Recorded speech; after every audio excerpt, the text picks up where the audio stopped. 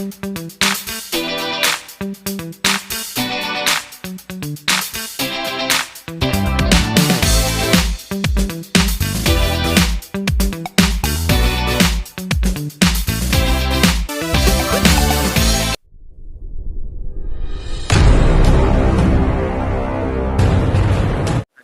आप देख रहे हैं मिनी संसद और अभी मैं हूं प्रगति मैदान के अंदर। हंसा सस्टेनेबल टेक्सटाइल। पूरी दुनिया में ये बात हो रही है कि सस्टेनेबल ग्रोथ होनी चाहिए, ऐसी ग्रोथ होनी चाहिए कि प्रकृति को कम से कम हार्म पहुंचाएं। तो हर जगह वो चीज आ रही है और लगातार ये बात उठ रही है कि किस तरीके से हम रीयूजेबिलिटी करें, रिसाइकिल करें और कैसे इस्तेमाल में लें चीज़ों को जिससे कम से कम नेचर को नुकसान हो। और हंसा टेक्सटाइल ने जब ये शुरू किया था, सस्टेनेबल टेक्सटाइल ने जब ये शुरू किया था, नाम तो कुछ और है। मैं पहले नाम पूछूंगा आपकी ब्रांड का। सर, नाम क्या है आपकी कंपनी का? हमारा कंपनी का नाम है जी अमृतसर स्वदेशी टेक्सटाइल कॉर्पोरेशन और हमारे ब्रांड का नाम है हंसा। हम हंसा के नाम से ब्लैंकेट्स और फैब्रिक्स बना के बेचते हैं मार्केट में। अच्छा, यान भी बेचते हैं हम। वो आप बड़ी गजब की बात है कि आपने कह रहे हैं कि 50 के दशक के अंदर शुरू किया, तब सस्टेनेबल ग्रोथ जैसी चीज ही नहीं थी। उस समय कहाँ से ये आइडिया आया? क्या उस समय से सस्टेनेबल ग्रोथ है या अभी शुरू किया है ये 1957 में ही हमने स्टार्ट किया था as sustainable textile. My uncle ताया जी जो थे जिन्होंने स्टार्ट किया था ये कंपनी को, तो उन्होंने सोचा कि थ्रोन अवे मटेरियल से सस्ता क्या हो सकता है, तो हम उसको क्यों ना प्रोसेस करें। ये इंडस्ट्री ऑलरेडी यूके में, इटली में थी उस समय। अच्छा। तो हम उनसे इंस्पिरेशन लेके तो हमने इंडिया में स्टार्ट किया। कहते हैं जब तो देश आज़ादी हुआ तो भारत में शायद ये कॉन्सेप्ट लाने वाले पहले कुछ लोगों में से आप होंगे। बिल्कुल। ये हमारी जो कंपनी है अमृतसर स्वदेशी वुलन मिल्स, ये प्री इंडिपेंडेंस की है। It belong to a Muslim gentleman. Our family, हमारी फैमिली लाहौर को बिलोंग करती थी। अच्छा। लाहौर से हिंदुस्तान आए और ये फैक्ट्री को हमने एक पब्लिक ऑक्शन में खरीदा और 1957 से हम रन कर रहे हैं। वैसे ये 1929 में बनी थी ये कंपनी। देखिए कितनी बड़ी बात आपने बताई कि कम से कम 100 साल अब होने वाले हैं।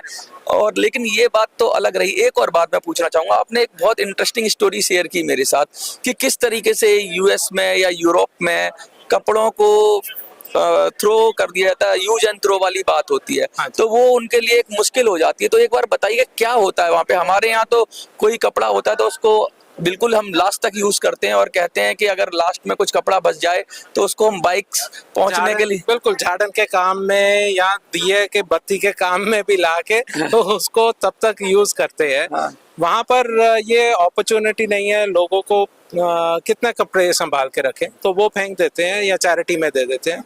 चैरिटीज को भी इतने कपड़े मिलते हैं कि वो उनको यूज नहीं कर पाते, तो उनको पे करना पड़ता है इनको कहीं डंप करने के लिए, दबाने के लिए, दफनाने के लिए। प्रॉब्लम है हाँ, वो आपके लिए अपॉर्चुनिटी, वो अपॉर्चुनिटी है। उनकी प्रॉब्लम हमारी अपॉर्चुनिटी है और उसी को हम 1957 से लेके आज तक रिसाइकल करते आए हैं। बिजनेस मॉडल क्या है? क्या सीधा इंडिया में आते हैं कपड़े या फिर कहीं बीच में आते हैं? ये कपड़े जी मोस्टली जाते हैं मिडल ईस्ट में, जहाँ मिडल ईस्ट से इनकी बहुत बड़ी मार्केट है अफ्रीका में। अच्छा। सेकेंड हैंड क्लोथिंग की बहुत बड़ी मार्केट है।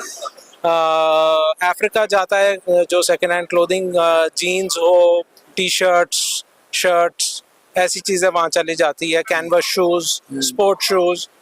बाकी बच जाते हैं वुलन स्वेटर्स और वुलन जैकेट्स। इनकी कोई डिमांड नहीं है अफ्रीका में, काफ़ी गर्म माहौल है वहाँ का, तो वो सारे इंडिया आते हैं फॉर रिसाइकलिंग। उनको हम रिसाइकल करके वापस वेस्टर्न वर्ल्ड में ही भेज देते हैं। मतलब उन्हीं कहते हैं कि ऐसा अंग्रेजों के साथ होता था कि भारत से कच्चा माल लेते थे और वहाँ प्रोसेस करते थे, वापस भारत में भेज देते थे। आज आपने उल्टा कर दिया। बिल्कुल जी। ये ईस्ट इंडिया कंपनी के बारे में बताया जाता है कि गांधी जी ने विरोध किया था उसका उस समय, क्योंकि वो लोग हमारी चीज को, लेकिन आज आपने सिक्का उल्टा कर दिया, मतलब उनकी तरफ कर दिया कि भाई अब हम आपको आपकी प्रॉब्लम सॉल्व करेंगे। आज बिल्कुल उनकी प्रॉब्लम सॉल्व कर रहे हैं, एनवायरमेंटली कॉन्शियस होके सॉल्व कर रहे हैं। हम सिर्फ वो एक कंपनी है जो आज अपने प्रोसेस में, जो इस कंबल को या कपड़े को बनाने के प्रोसेस में, इवन जो पानी हम यूज करते हैं, हम उसको भी जीरो लिक्विड डिस्चार्ज प्लांट में से हम रीयूज करके पूरा पानी भी रीयूज करते हैं। पूरी दुनिया जब एनवायरनमेंट की बात कर रही है, सस्टेनेबल ग्रोथ की बात कर रही है पूरी दुनिया के अंदर, ये जो मॉडल है आपका, सबसे पहले ये बताइए क्या आप रीयूजेबिलिटी भी करते हैं या क्रश कर देते हैं जो कपड़े आते हैं और फिर उनको अपने हिसाब से बनाते हैं जो भी नहीं जी, वुलन आता है? ये एक तो देखिए ये पुराने कपड़े हैं, तो जो पुराने कपड़े के ऊपर ऑलरेडी डाइंग हुई हुई है तो हम उनको फिर से डाई नहीं करते।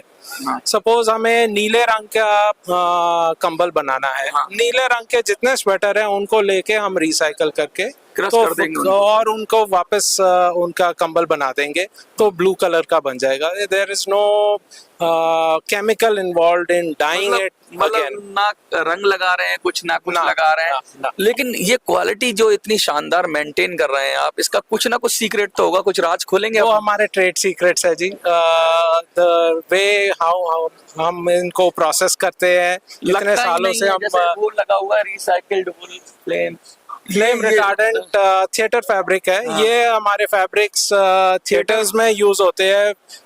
विलेज रोड शो थिएटर आपने सुना होगा। हाँ, जो पीवीआर के पार्टनर्स है फ्रॉम ऑस्ट्रेलिया, तो विलेज रोड शो ऑस्ट्रेलिया हाँ। हमारे फैब्रिक्स आज 35 साल हो गए हमें एक्सपोर्ट करते हुए। जो जैसे जैसे कहते हैं ना साउंड प्रूफ बनाना है साउंड प्रूफिंग के लिए और क्या कहते हैं for the curtains of theatres, इसके लिए यूज बहुत होता है। बड़ा मतलब मार्केट है, कर्टन्स का है या फिर कंबल्स का, जो आप ब्लैंकेट का मार्केट है। हाँ जी। तो क्या लगता है कुछ आर्मी को भी आप सप्लाई करते हैं? क्योंकि अब मैंने कुछ देखा कि आर्मी हाँ जी, हाँ जी। आर्मी वी हमारे आर्मी गई है जी सऊदी आर्मी के लिए, यूएई आर्मी के लिए, हमारा क्या कहते हैं अफगानिस्तान नेशनल आर्मी को बहुत सप्लाई गई है। सो हमें we have supplied to various armies across the globe and हमारा यान इंडियन आर्मी के कम्बलों के काम में भी आया है। बहुत बड़ी बात कर रहे हैं, यान की बहुत बात हो रही है। देखिए तो लोग, क्या लगता है यान का भी बहुत बड़ा मार्केट है? बिल्कुल जी, यान की भी बड़ी मार्केट है और रिसाइकल्ड की अभी सब लोग बात करना शुरू कर रहे हैं।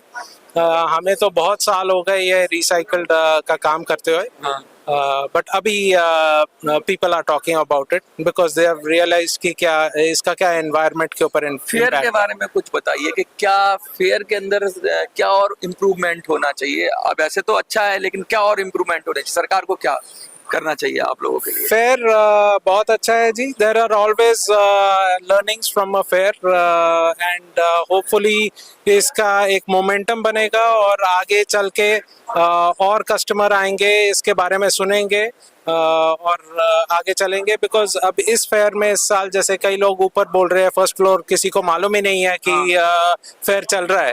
इतना बड़ा फेयर है, ऑलरेडी 15 हॉल में है, अभी 15 हॉल में फर्स्ट फ्लोर पे भी चढ़ के देखो सारे 15 हॉल, तो लोगों को पता ही नहीं। मैं अभी तक फर्स्ट फ्लोर नहीं गया। तो फर्स्ट फ्लोर में भी है फर्स्ट फ्लोर में भी है।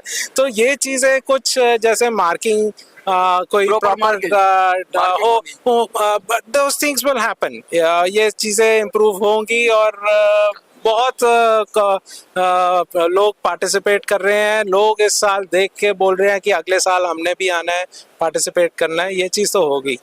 देखिए कितनी आशा और उम्मीद से भरे हुए हैं और कह रहे हैं कि अब तो सस्टेनेबल डेवलपमेंट की बात पूरी दुनिया में हो रही है और बहुत सारी मीटिंगें हो रही हैं, ग्लोबल समिट हो रहे हैं और सब जगह यही बात हो रही है। और आज जो इन्होंने छोटा सा पौधा लगाया था उस समय आजादी के आसपास, वो आज पूरा बट वृक्ष बन गया और पूरी दुनिया को ये लोग सप्लाई कर रहे हैं और आर्मीज को कर रहे हैं। और ये बात जो पूरी है, मैं बता दूं, ये पूरे स्टॉल के अंदर जो भी विजुअल्स हैं वो हम दिखा देंगे आपको। लेकिन मोटी बात ये है, कुछ संदेश देना चाहेंगे लोगों को जो देख रहे हैं और अपने जीवन में किस तरीके से प्रकृति के प्रति हम लोग इंडियंस तो हैं ही हैं, तो क्या हम कैसे हम रिसाइकिल करें, कैसे हम रीयूजेबिलिटी करें, वो कुछ अगर कोई संदेश देना चाहें? रिसाइकल रीयूज में जी मेन चीज़ है, आप जो आज हम प्लास्टिक के थैले सब जगह जाके लेते हैं उसका हमें थोड़ा ख्याल रखें। जहाँ पर अपनी गाड़ी में, अपने मोटरसाइकिल में, अपने साइकिल के साथ एक छोटा सा कपड़े का बैग रखें ताकि कोई खरीदारी करनी हो तो उसमें रखे, प्लास्टिक का कम से कम यूज हो। हाँ, ये और तो कुछ है नहीं। बाकी रीयूज इंडियन से ज्यादा कौन कर सकता है, हम तो बहुत अच्छा काम करते हैं। वेस्ट को कुछ हमसे सीखना चाहिए। देखिए कितनी बड़ी बात कही कि इंडियंस को अब इंडिया विश्व गुरु तो बनी रहा है, पूरी दुनिया को सिखाएगा कि कैसे जीवन जिया जाता है प्रकृति के साथ मेल मिलाप करके। देखते रहिए मिनी संसद।